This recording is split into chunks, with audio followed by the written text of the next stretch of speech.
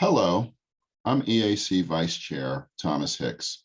To continue the EAC's recognition of Native American Heritage Month, I'm joined by two representatives from Disability Rights New Mexico to discuss the unique accessibility challenges and solutions the Native American community faces when it comes to the voting process.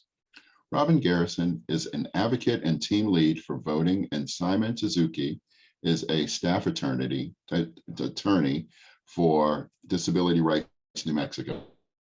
Thank you both for joining me, and happy Native American Heritage Month. Some of the proposed questions that I have for you will, if you both want to answer, great. If one of you wants to answer, fine. But just feel free to answer the questions. Thank you again for joining me.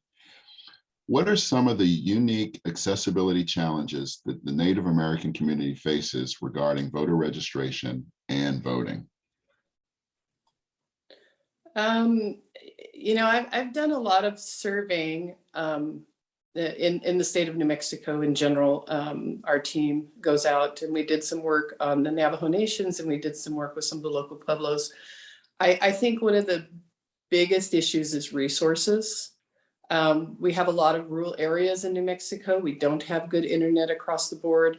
And so if you have someone with a disability that doesn't drive or doesn't really have access to the durable medical equipment they need for going places like a wheelchair or something, and they're in one of these rural areas, if there's no internet access, they have no way of getting to a place where they can either register or cast a vote. And then on top of that, I think that there's, again, because of lack of resources, there's a lot of the polling sites are, per ADA standards, they're not accessible. The parking, in particular in the path of travel, seem to be a real problem. And that's not just with the Native American, populations, but across the board and probably across the United States, to be honest. But yeah, I think the resources is probably the biggest issue. Lack of transportation, and lack of resources to address the actual literal physical accessibility. I don't know, Simon, do you have any thoughts on that? No, and just in addition to that, Native Americans as a group, are of all of the, ethnically, accounted for groups in the census, have the highest rate of disabilities. And like Robin said, there's resource issues. There are also, cultural and historic issues that, do, bring rise to, maybe a distrust in government or, other things that could affect registration and, ultimately voter turnout. So those are kind of some of the issues, that this particular group faces. Great. That's really too bad. What successful solutions have you seen put in place to address some of those challenges?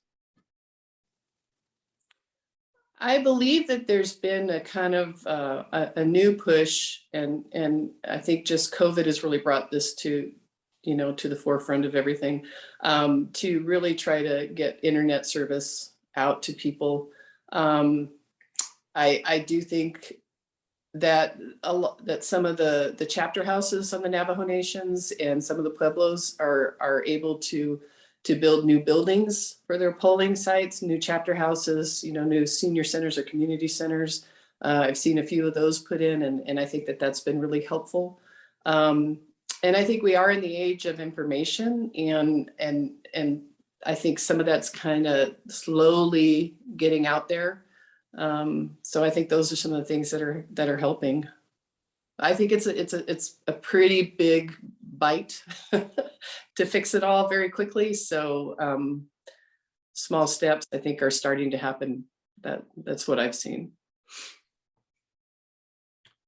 And I think, just kind of going off of what Ms. Garrison said, awareness is really important.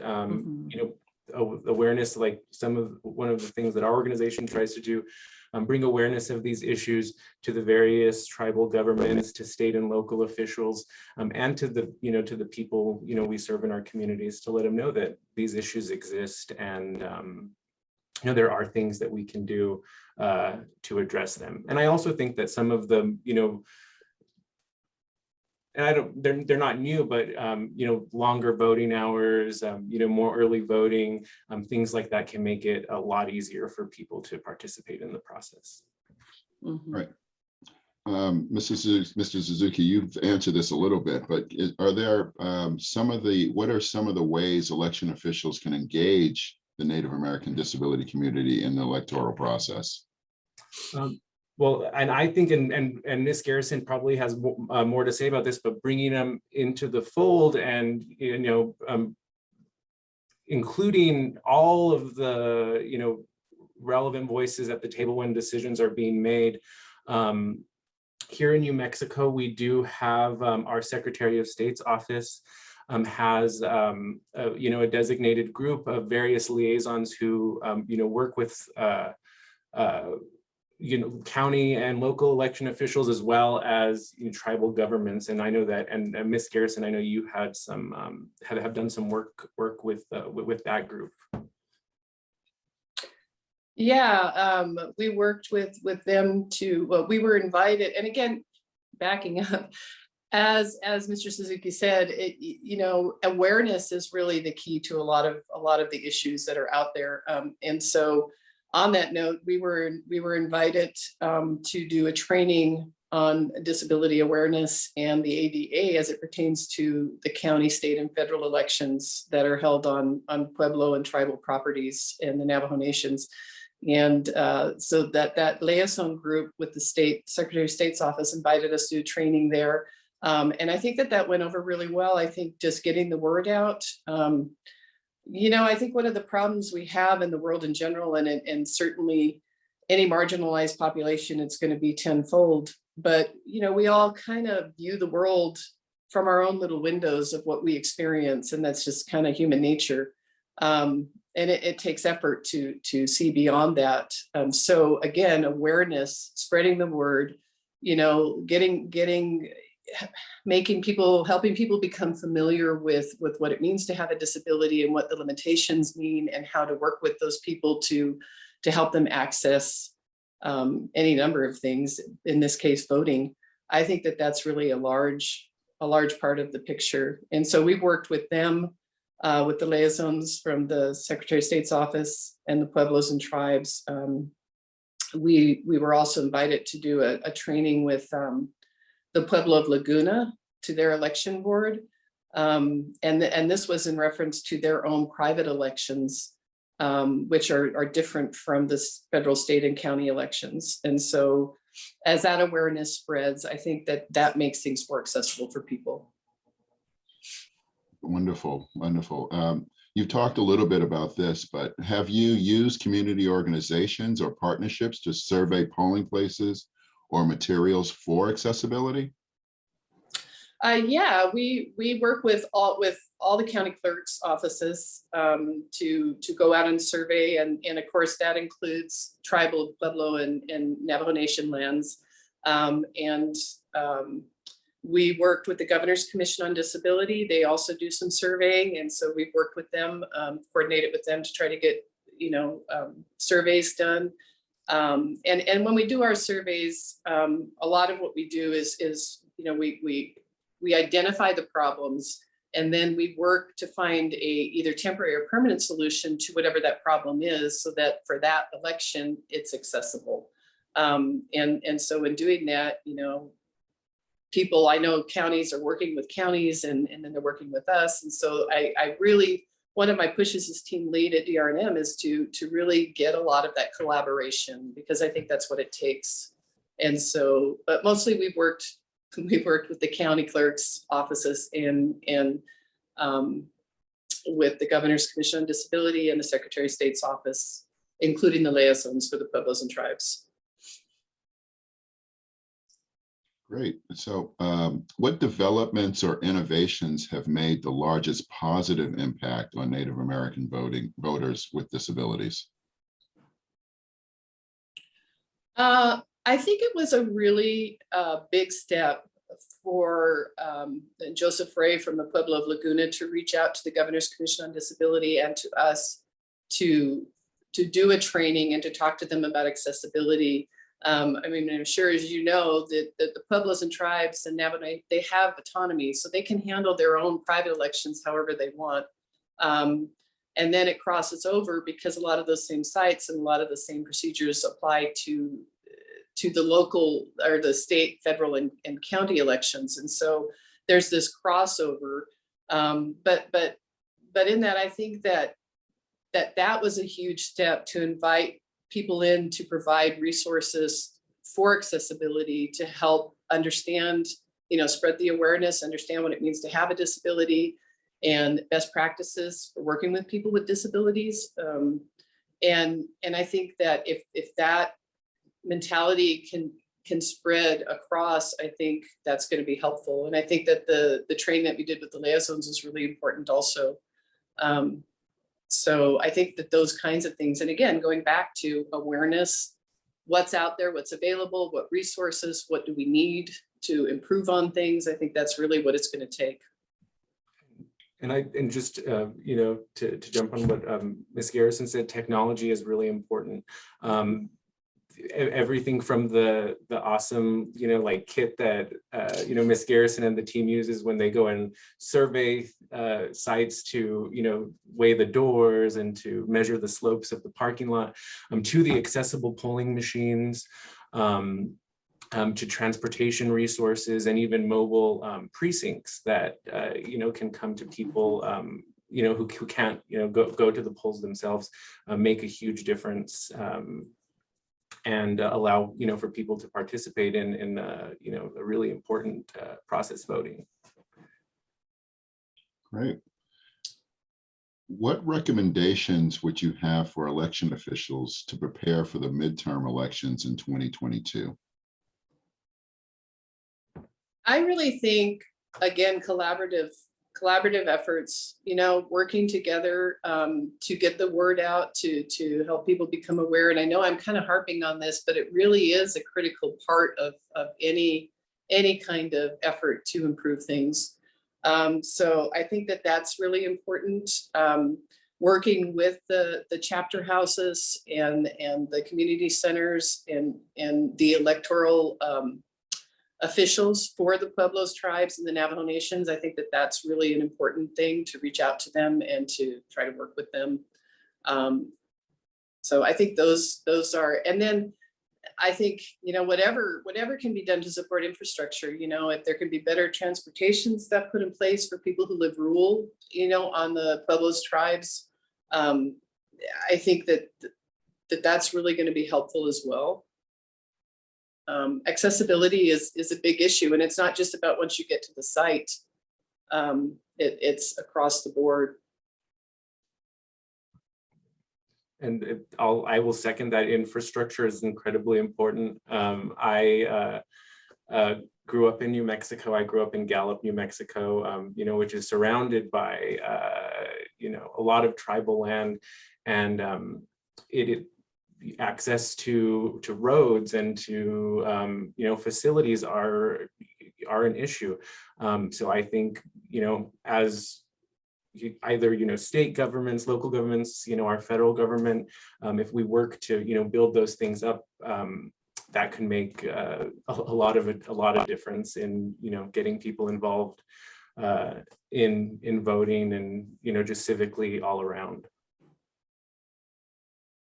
Yeah, definitely infrastructure. A hard focus on that, I think, could make a big difference.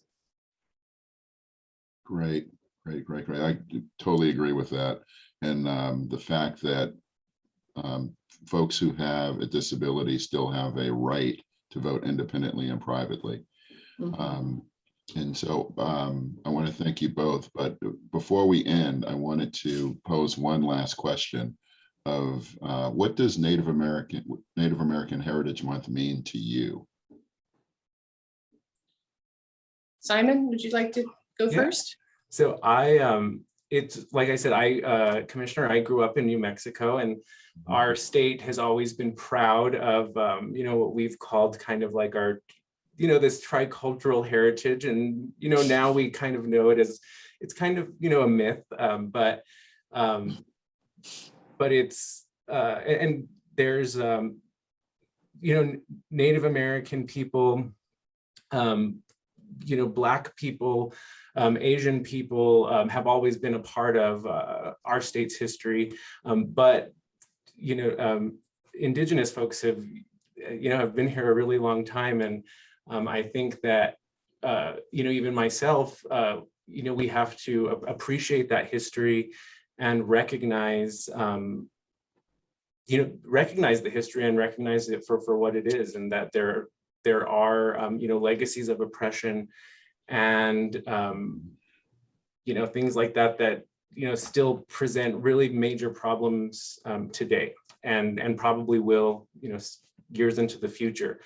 So I think when we recognize things like Native American Heritage Month, we need to recognize the good, and we also need to recognize the bad. And I think it's a chance for us as as communities to commit to do better, and to and to be better, and to bring people all people into the fold of our society. And that's kind of, but it's important, and I'm glad that that we take time to recognize it. Right. I think that it's really important for a few reasons. One, I think that first and foremost, it gives us an opportunity to really have some focused intention on recognizing the strength and resilience of people and cultures that really face just horrific atrocities. It gives us a chance to look at what's been done to mitigate some of that, and what still needs to be done. And it provides an opportunity through projects like this to really think about how we can all work together and collaborate to address the needs of all of our citizens, really, and to make sure that there's more equality. And when we have months like Native American Heritage Month, I think it really provides a focused intention. And that's really needed to really reassess what's going on. I mean, it should be on everybody's mind at all times, but this brings it into like, okay, really, what are we doing? Mm-hmm. And I think that that's really important. I think we need to really focus on as Simon said, the good and the bad. Recognize the bad. Try not to repeat mistakes, as a culture of people, humans. These types of months gives us that opportunity. And also, but like, and not to forget the good, because our Native American and Indigenous, brothers and sisters have contributed greatly to our society, Mm-hmm. From agriculture to astronomy. And so I think that it's important, like I said, to recognize, the history and to understand it for what it is. But also the great contributions that Native American people from all the various nations across from the West Coast to the East Coast have made for the U.S. and for the world at large. Mm-hmm. Well said, Simon.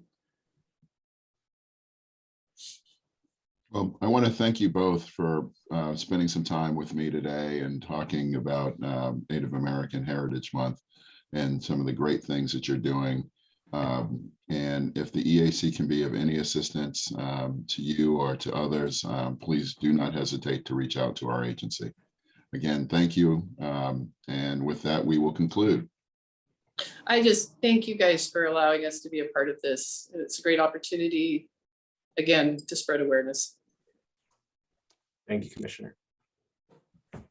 Thank you.